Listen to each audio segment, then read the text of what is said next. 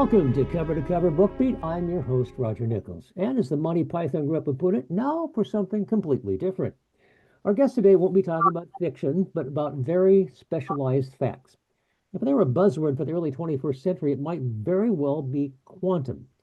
But science does proceed in a world of iterations. Ideally, each new understanding builds on what was done before, expands to account for more factors, and comes more elegantly to explain the observable facts. Unfortunately, this is not always the case. Once promising research avenues sometimes lead to cul-de-sacs or even full-blown dead ends. And sometimes, before the dead end is discovered, that avenue of research becomes the new orthodoxy and Nobel Prizes are handed out. And sometimes there is a scientist who's able to see farther down the road and spots that dead end, realizing that science, like Bug Bunny used to do in the taking the wrong turn at Albuquerque, is now headed in the wrong direction. Eager to steer them back on its proper course, he attempts to warn them that the metaphorical bridge is washed out on the path they're headed. Whether it was a misunderstanding, a flawed postulate, or computational error, it was accepted as revealed truth. And this keen-eyed observer, like the mythical Cassandra, was doubly cursed to be able to see the future, but to never be believed. The unfortunate result sometimes can be an orthodoxy that rejects a dead end they cannot yet see. The warnings disregarded, the whistleblower accused as a Luddite or a heretic. Resultants are often frozen out at conferences and rejected for publication in peer-reviewed journals. Our guest today knows that all too well. In his book, Just Plain Wrong, mathematician and research associate Frank Ladd explains why our current understanding of quantum physics warrants further review. After 10 years of researching famed scholar John Bell's inequality, he claims to have discovered the mathematical error that Bell himself said would one day need to be addressed. Now, this discovery, once accepted, could change how quantum physics are used to develop technology in the future, such as the eagerly awaited development of quantum computers. In doing so, he's challenged a key concept for which three people received Nobel Prizes as recently as 2022. We are very pleased to welcome our guest today, Frank Ladd. Hey, good. Thanks, Roger. I'm real pleased you're interested in my work. Thanks. You bet. Now, for those of us who are very lay people and get really confused by equations beyond simple algebra, this book contains them, but also contains a lot of descriptions. So let's start with the very basics. What is quantum and what's it all about? Well, it's kind of much. Okay, so good. Physics generally is the study of how things work. And when you say how things work, there are many scales at which they work. There's the scale that we're at. We've got feet and meters and kilometers and miles and hundreds of miles. We call that the classical scale. And that's the scale of mechanics, of classical mechanics. Newton's mechanics is that the classical scale. That's where we live. There's also the astrophysical scale. And they're not talking about thousands of kilometers. They're talking about billions of light years. No, that's a completely different scale of order. There's the classical scale. The quantum scale is the tiny, tiny scale, the scale of the smallest things, of atoms, of electrons, of photons. These things are so small. Photons are actually stuff. It's stuff. It's not water, H2O, a molecule. It's a packet of energy. That's what a photon is. It's got a mass. It's just some stuff, but its mass is 10 to the minus 50 power grams. That means 0.0000000 until you get to 1. So tiny. And so quantum mechanics is the study of how things work at the quantum scale. And the things we study are photons, which travel in waves, and they spin this way or that way, and they come to polarizers. Polarizing material has lines in its atomic structure, and the light either goes through the lines or doesn't go through the lines. Mm-hmm. That's what we're talking about. Or electrons. Electrons pass magnets that'll tell whether the magnet is positive. Anyhow. Yeah. So one of the key things you talk about is Bell's inequality. And why don't you explain what that's all about in words that most of us can comprehend? Okay, it is comprehensible, although the physicists try to hide it by mysterious types of notations that are even mysterious to mathematicians. I'll say, well, this is the story. In the 1930s, 1920s and 1930s, the mathematics of quantum mechanics, the behavior of these quantum particles, was generated. Einstein challenged the understanding of the quantum mechanics, and this is why. the mechanics at classical scale has two features to it that are very important. If you bowl a bowling ball down the alley at this angle, generated at this acceleration, spinning at this rate over a floor that has such and such a coefficient of friction, the laws of mechanics will tell you what happens. It'll say you'll get a 610 split, or you'll get a strike, or a 1-9 pin standing. The laws of physics will tell you. The only reason we don't know what will happen is we don't know exactly the angle that it's going, exactly the spin. So that's why we don't know. But the laws of physics would tell you that if you knew those things, it would tell you what would happen. The other thing about classical mechanics is that when you apply the laws of physics to your bowling alley, you're in an alley where there's 50 alleys at this place, 25 alleys running this way. Then there's a hallway where all the balls are on their action. And then there's 25 alleys going the other way. Well, when you apply the laws of mechanics to your bowling alley and your bowling ball and what's going to happen, you don't have to pay any attention to the alley behind you where they're bowling in the opposite direction. You don't have to pay attention because the mechanics of classical scale are local. What's going on here is going on here. It's not going on over there. It's going on here. Well, quantum mechanics differs on both of these features. Quantum mechanics, when you study the properties of a photon that's going down a tunnel, and then it's going to come to a polarizing material where those lines can be twisted this way or that way or that way, and the photon is spinning this way or that way, and it's waving either a short wave or a long wave. The laws of quantum mechanics won't tell you whether the photon will pass through the polarizer or whether it won't. Polarizers are like your sunglasses. Some of the light comes through and some is blocked out. So why does a photon go through and why doesn't it? What's the mechanics of that? That's what quantum mechanics of. But the laws of quantum mechanics won't tell you whether it will go through or not. It'll tell you only the probability that it will go through. Now Einstein was challenged by this. He's challenged. He wrote a paper. Einstein, Podolsky, and Rosen. Very famous paper. Started the controversy. Is quantum mechanics incomplete? And that's what Einstein said. He said these probabilities. He says the probabilities can't be in the behavior of the photons, because he said I can't believe that God rolls dice, that nature is random. That's what he said. But he said that what the probabilities are, there must be other things going on that quantum mechanics has not yet formalized. We don't even know what they are. But these probabilities that we have come up, they come from our symmetric attitude towards two pairs of photons, and they represent our uncertainty about all these other things. Okay, that was his claim. Well, he got shouted down by Niels Bohr and the general Copenhagen school. There's no individual Copenhagen view. It's a mixed up view, but it's a general view where they all agree that what we have discovered is that nature is random. The light behaves randomly, and it's only the laws of large numbers, a feature of probability theory, which was also being generated at this time. The laws of large numbers that holds things together as fixed like this at our classical scale. Well, okay, but Einstein got shouted down, and by the end of his life, he was sort of on the fringe of physics. They thought he was a nutter. He just couldn't come to grips with the fact that nature is random. Okay, he said, well, there was a guy in the 1960s, John Bell. Now he's a young Irish physicist. He worked at the CERN, at CERN, it's called Center of the European Center for Research on Nuclear Research. So he was a particle physicist, and he was interested in the theory. He was interested in Einstein's views. He was developing that, but then he came to a problem. There's the probabilities that are specified by quantum theory. If quantum behavior is local, like Einstein said, then the probabilities of quantum physics, which are well verified, another story, which are well verified, defy this inequality. So the conclusion has to be that quantum physics is not local. That is, what's going on at this photon down at one end of a tunnel, 1 kilometer long, has something to do with what's going on down at the other end of the tunnel, and 1 kilometer in the opposite direction. So this is the experiment that was formalized in the following way by John Clauser. John Bell died in 1992 or 94. He was 42 or something like that. I don't know exactly the dates, but so he died too young. But John Clauser, 6 years after Bell's first paper, Clauser formalized it into a clearer experiment.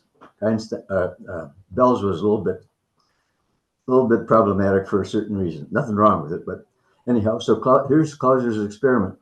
You generate two photons. Not when you and I are getting hit by light, we're getting hit by billions and billions. Well, we can make light weaker and weaker and weaker. We can generate single photons.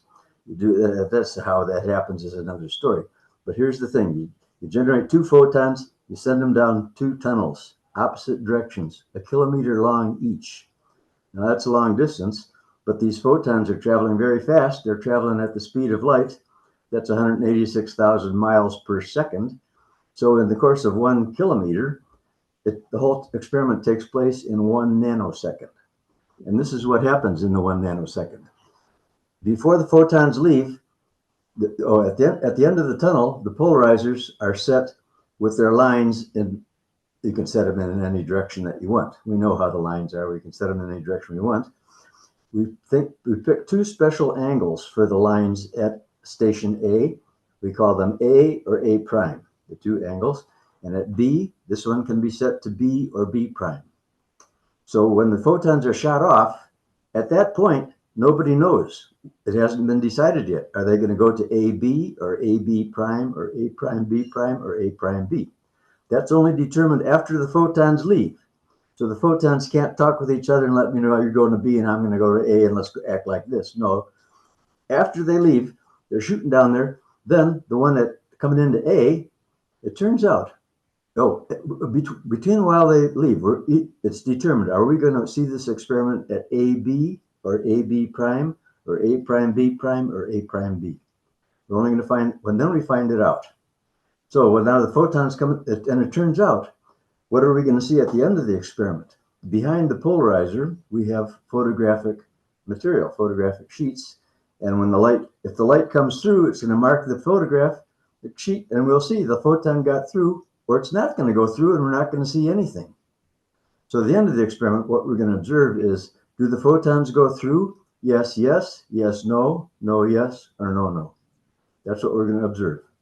Quantum mechanics tells us for the relative, whether we're at AB or AB prime or whichever one it is, it tells us the 4 probabilities for those possible results.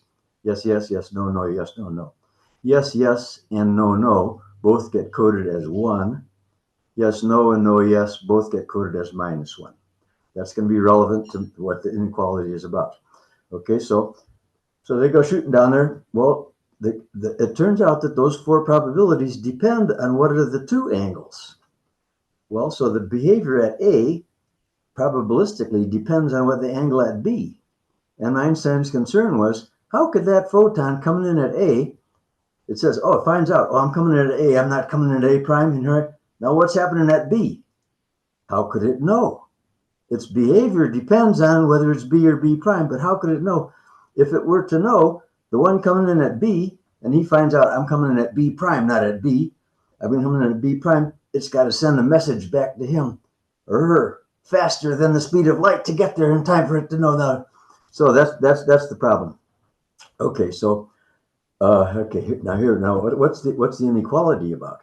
Well, when we do this experiment after they're shot off, it's determined. Are we going to AB or AB prime or blah blah?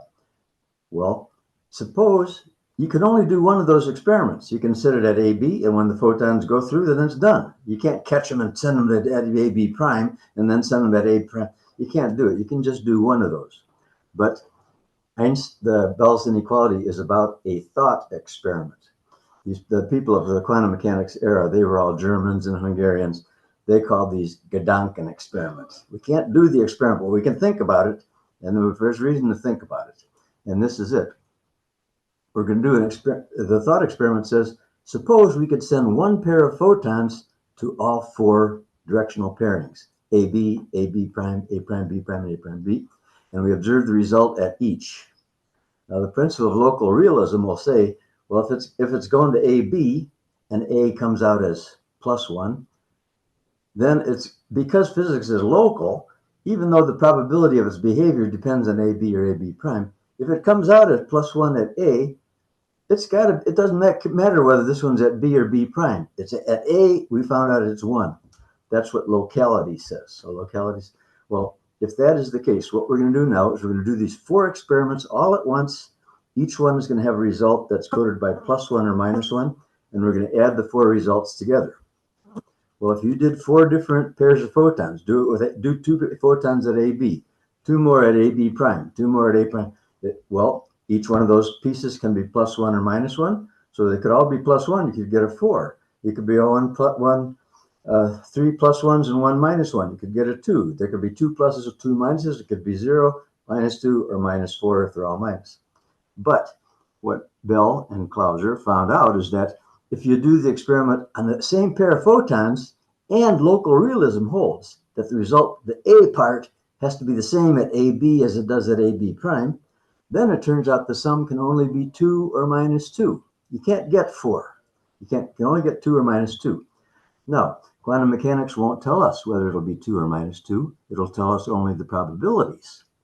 That's the idea. And the probability distribution, you might remember from your statistics class that every distribution has an expectation and a variance. Well, the expectation is, for this experiment, it's going to be p times -2 plus 1 minus p times +2. That's the expect. Well, if it can only be 2 or -2, the expectation better be between 2 and -2. But if you add the expectations from quantum mechanics, you don't get a number between 2 and -2, you get 2.8. That result is the defiance of Bell's inequality.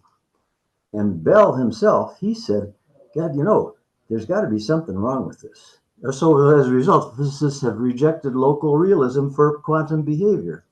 He says there's got to be. He says if the laws of physics are somehow at small scale, but they're local at big scale, well, there's got to be some scale where the laws of physics change. And what could that be? He said either we're going to find out, or as I suspect, there's something wrong with this, and I don't know what it is. He was a very famous guy. He responded to all his challengers. He was challenged like this and challenged like that. But that's what he said. And he published that in 1971, and he published it again in 1988. Something wrong with it. Well, I'm saying that I found out what's wrong with this. And this is what's wrong with it. So the expectation of this sum of 4 things, it's a law of probability that if you sum 4 random things, the expectation of the sum has to be the sum of the expectations for each. Well, the expectations for each one of these experiments is 1 over the square root of 2. So add those 4 together, you get 4 over the square root of 2, which is 2 square root of 2, which is 2.8, outside of -2 plus 2. And here's what's wrong with their computation of that result. It's this, is that these 4 experiments that we're thinking about, suppose the first 3 of them summed up to 3. We got yes, yes, yes on the first 3. Then the 4th one's got to be -1, because the 4 of them can only sum up to 2 or -2. It can't sum up to 4. Suppose the first 3 of them sum up to -1. We got minus, minus, minus. Then the sum in the first 3 is -3. The 4th one's got to be +1. If the 3 of them sum up to 1, yes, yes, no, then the sum's got to be +1 to make it 2 or -2. And that's the problem. It's true that the expectation of the sum is the sum of the expectations, but those expectations in the thought experiment are the expectation of this one, plus the expectation of that one, plus the expectation of this one, plus the expectation of the function of those 3. And also this one is a function of those 3, and this one is a function of those 3.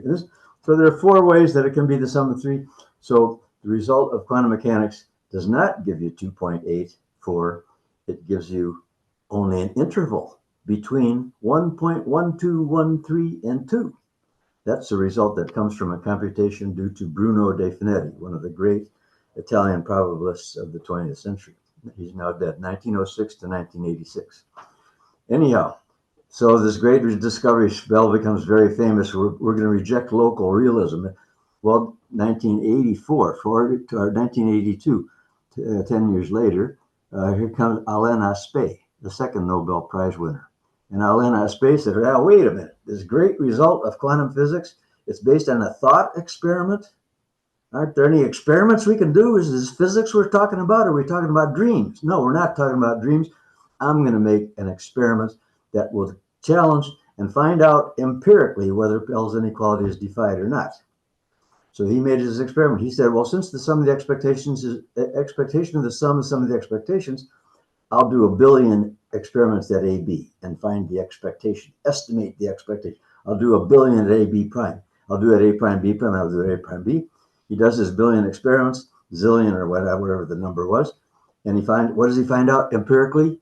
2.84 to 16 decimal places. Quantum mechanics is verified, Bell's inequality is defied. We have empirical evidence, and the journal Nature in 2015 wrote an article, Death by Experiment to Local Realism. Death by Experiment, because the experiment got challenged and it was blah, blah, blah. In 1991, Anton Zeilinger, along with three other colleagues, Greenberger, Horn, Shimony, and Zeilinger, they said, oh, we have defiance of local realism with a pair of photons. How about we do it with two pairs of photons? And they said they did their analysis and they found out, oh, if you presume local realism with two pairs of photons, now 4 dimensions, not 2 dimensions, then it turns out we get a contradiction. When I first started to tell my result about Bell's inequality, 1.12132, people said, oh, you got to look at this. I looked at the paper. I said, oh, good, I'll take a look. I know I'm naive about this. I'm just a mathematician. I don't know anything about physics. But I've learned about it. At age 60, I started learning about physics. Okay, fair enough. So I come in, I read their paper, and I thought, why did they get the contradiction? They put the contradiction in themselves. In their suppositions of their analysis, they presumed two contradictory things, both to be true. If such and such, then da da da. If such and such else, then da da da. Well, they just took the da da da and the da da da, put it in together, and they got their contradiction because they put it in themselves. That's the story. Okay, there's more and more to it, but you read the whole book, and you'll find out. Then there are simulation studies that are involved, and blah blah blah. Yeah. Did Oh, I've been talking very fast. I hope it's been comprehensible. How are you I going there? think so. Bringing it down to our level is very, very helpful. I'm curious, how did you come out to make this discovery? Were you working in this area and came across this and said, No, or no, I was wasn't actually. Hey, Roger, you know what happened? In high school, I had fabulous mathematics teachers, fabulous chemistry teacher, fabulous biology teacher. The physics teacher, I didn't like the guy. You know, when you're in high school, you don't like the guy. Well, you don't pay any attention. You don't. So I was never interested in physics, but I became very interested in probability. That's my specialty is probability, the subjective theory of probability. What Einstein was saying comes from Bruno de Finetti. Probabilities aren't out there to be estimated. Probabilities are in here. They're a measure of your uncertainty about things. Okay, so I got interested in that. And when I would hear the things that physicists were saying, I heard at conferences about the nature is random. And Bruno de Finetti's famous saying is probability does not exist. Probability is not out there. It's in here. You don't look for it out there. It doesn't exist. You think about how uncertain, what your uncertain knowledge about a situation is. You assess your probability and you assert it.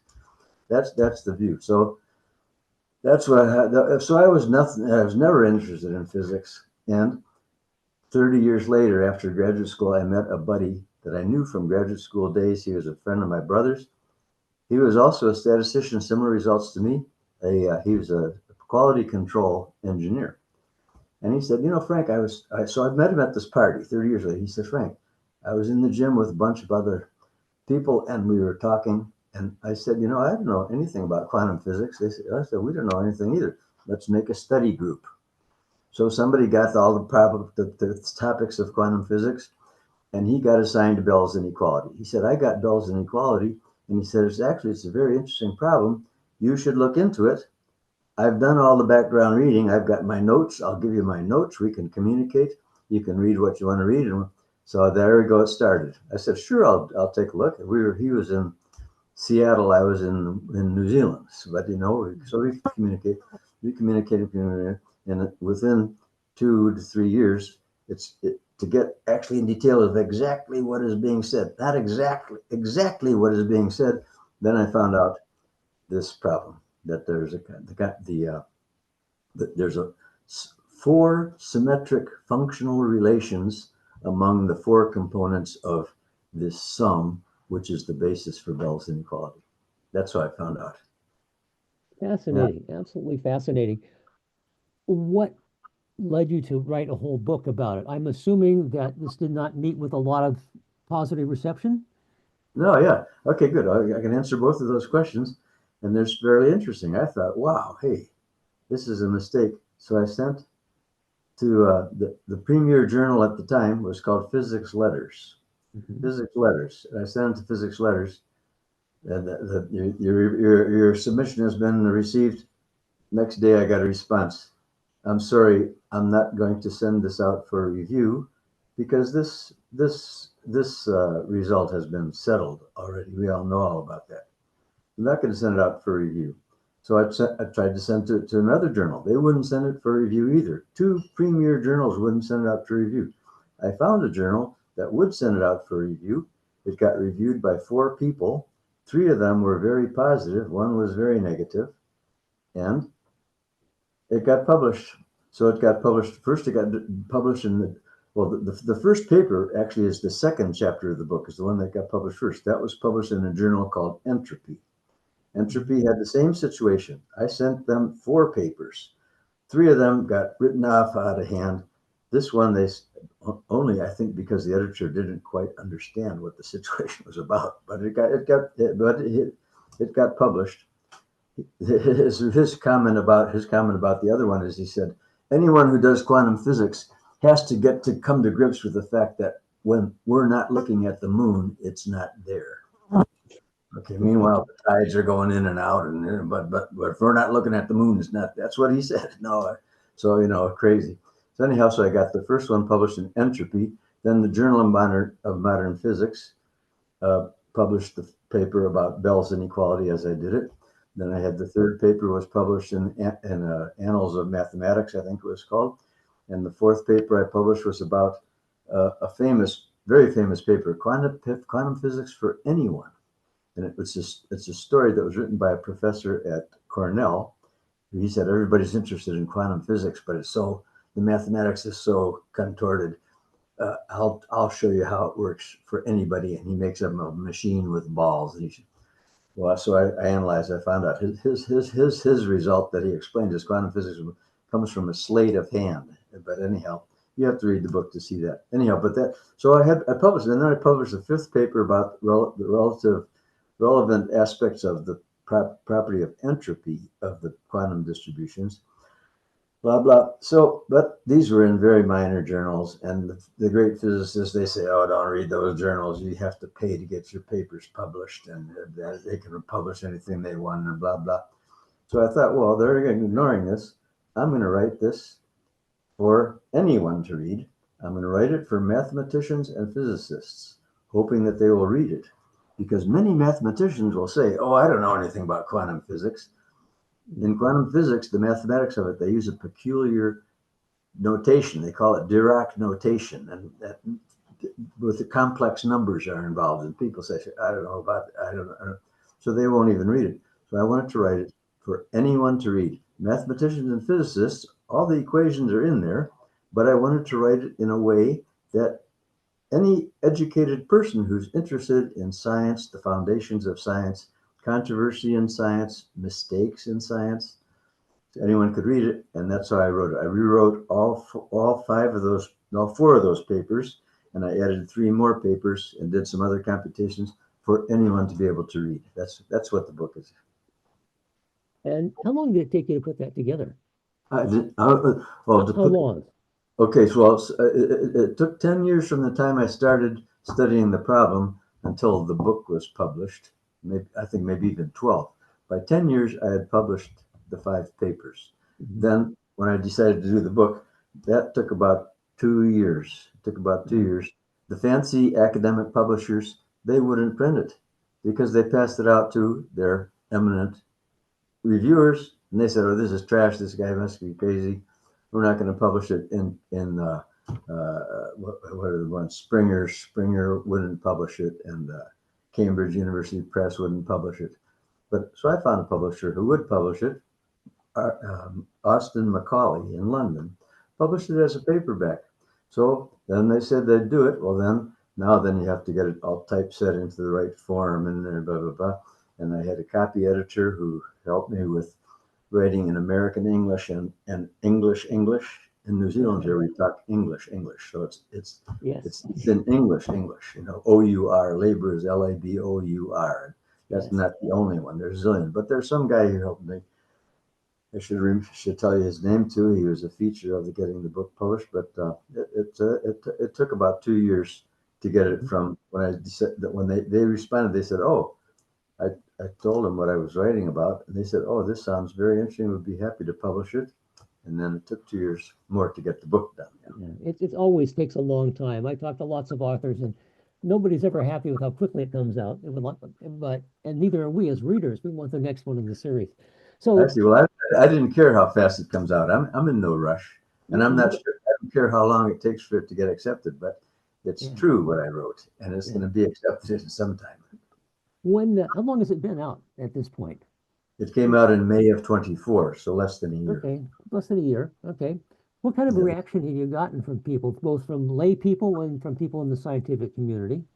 But lay people just say, well, Frank, I didn't understand all those equations," and I just say, "Well, but I got the idea, but I didn't understand all the equations."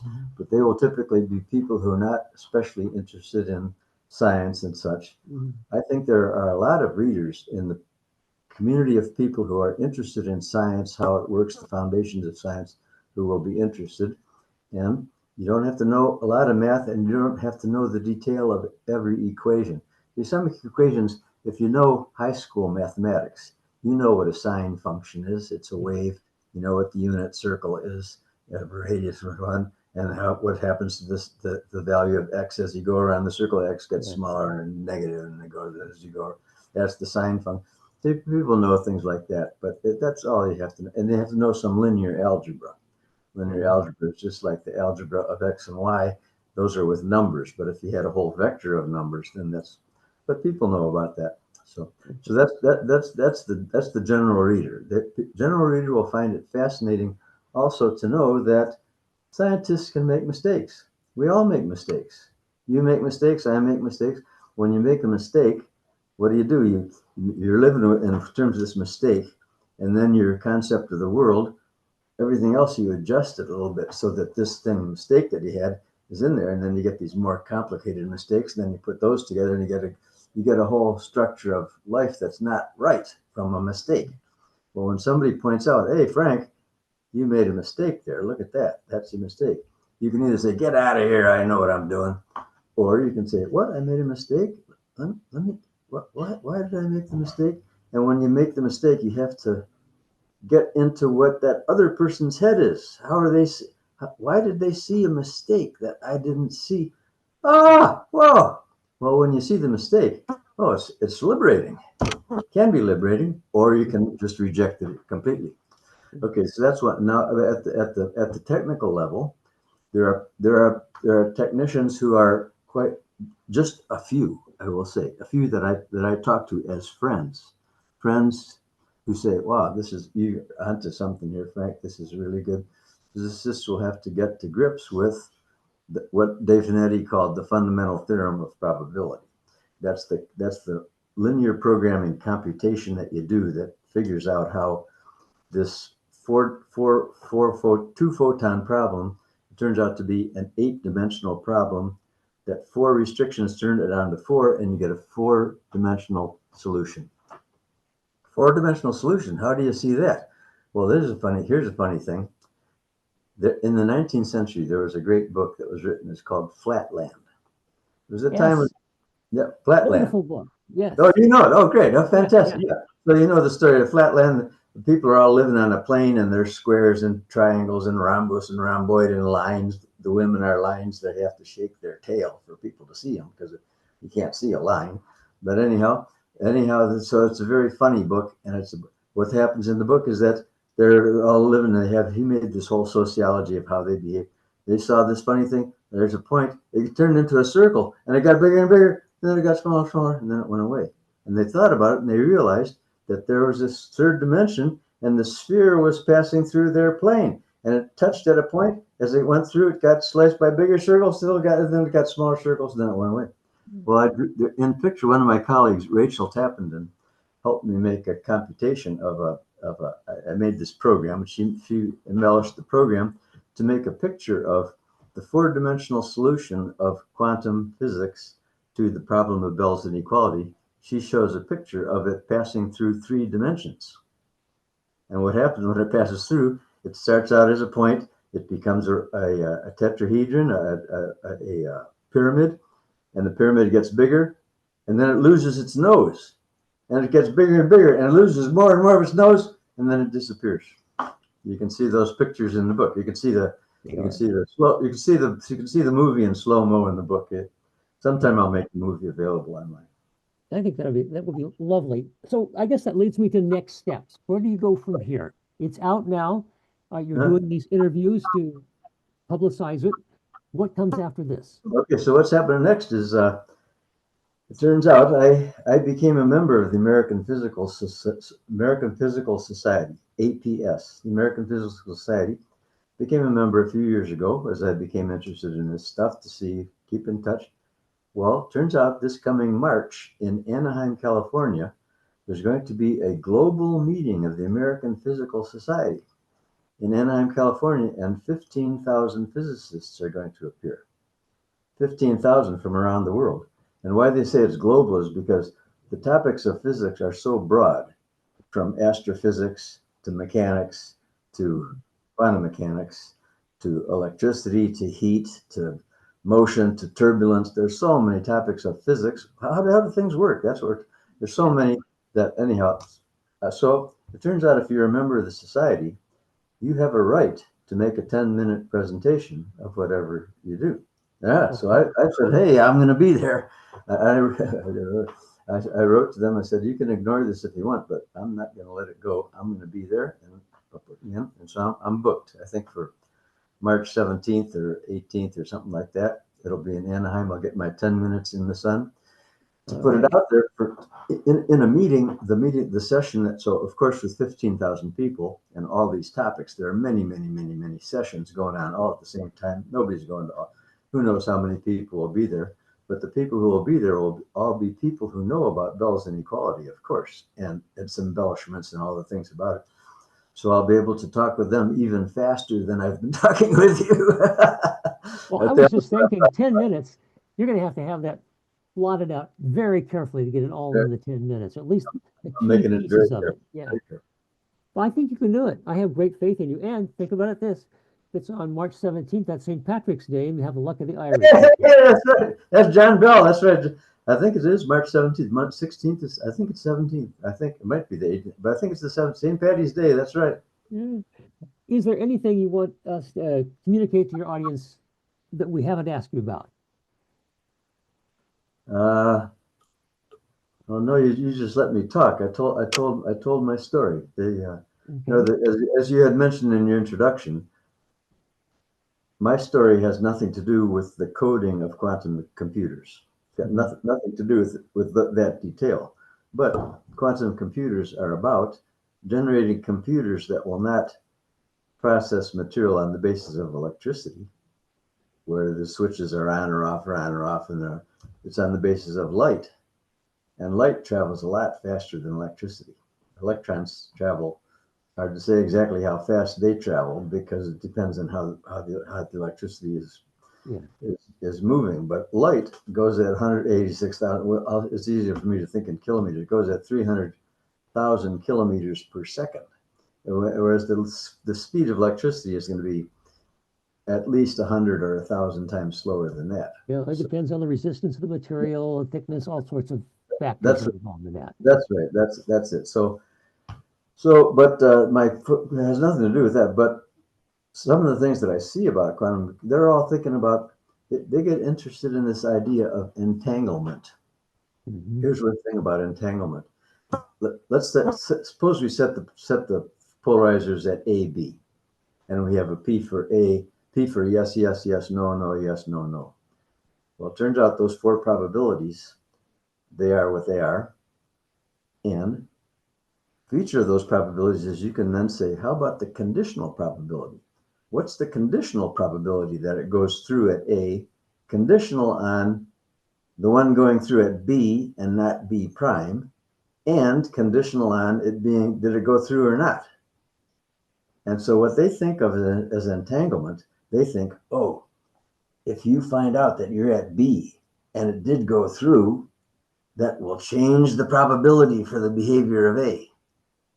That's what they think. That's what they call quantum entanglement, that this behavior is entangled with the result of this behavior. And that's why the behavior changes if we're looking at it, if we see.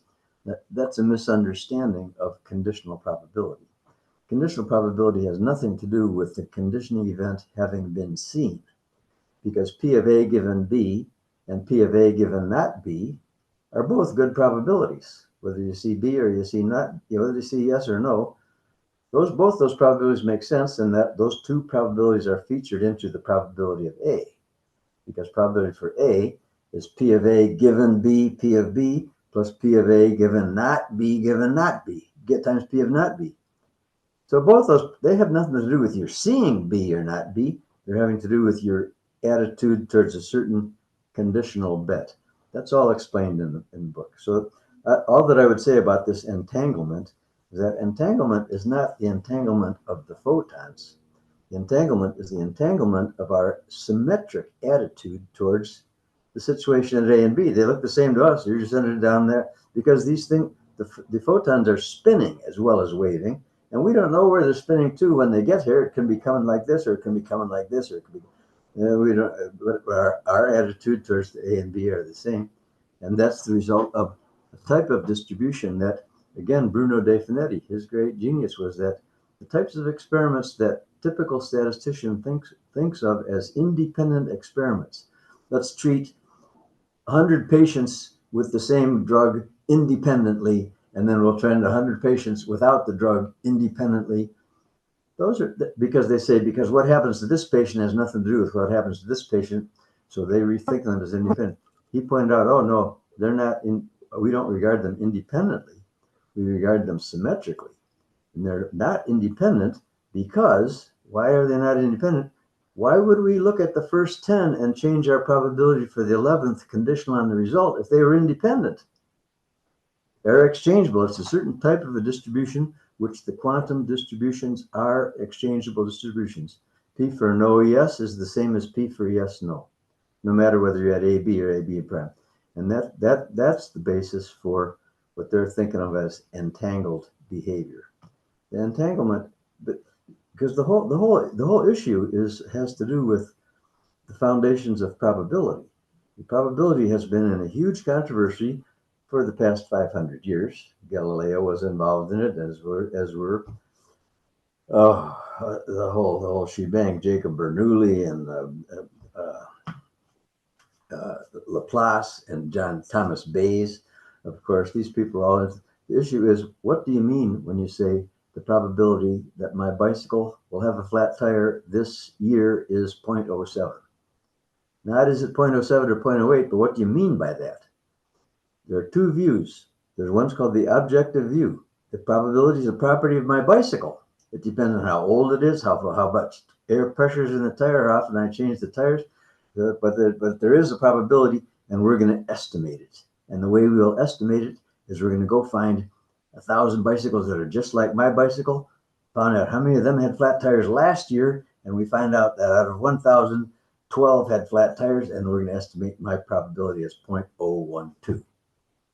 Well, the thing about that, you go looking for another bicycle like my bicycle, you're not going to find another one. It's the only one there is. It had been a mountain bike. 1984 is when I bought it. When the thing I chopped it. I put it in the stem. I have a big fat seat now. I put in foot brakes. And there's no other bike like my bike. You're not going to find another one. What's the probability of my bike's going to have a flat tire? A subjective view is that, oh, this probability your bike will have a flat tire. You can't observe it. You can't. We're going to observe we have a flat tire or we don't. But can you observe it or not? No, you can't observe it. You can't see it, taste it, touch it, hear it, smell it. The subjectivist says if you can't see it, taste it, touch it, it's not there. Don't go looking out there for it. Look in here. Probability is not a property of the bike. Probability is a representation of my uncertain knowledge about my bike. Now, how often do I check the thing on the tires. How old are those tires? Where do I ride it? I know all those things. You don't know any of those things. Your uncertain knowledge of my bike is different from mine. You've got some knowledge of my bike. How do you know about my bike? Well, look at me. I got a nice shirt on, and you can see I'm living in a nice house. I'm not going to be riding a clunker bike that's got bald tires because I can't afford to get a new pair. No, you at least know that. And you think about, you've seen other bikes. You know how often bikes get flat tires. You know, I'm living in a city.